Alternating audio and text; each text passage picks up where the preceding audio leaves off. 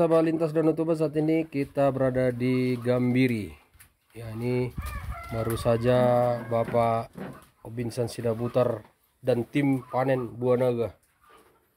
Ya sekitar 4 ton. Karena dia kemarau kemarin ini. Kalau enggak, Ya, dia kalau musim kemarau dia kurang dari 1 kilo, tapi kalau dia musim hujan atau normal hujannya dia akan bisa 1 kilo lebih seperti ini. Nah, siapa yang suka makan buah naga, silakan datang ke Gambiri. Ya, bisa juga berwisata dan berfoto di pohonnya langsung. Jadi bisa bawa keluarga untuk menikmatin buah naga langsung di pohonnya.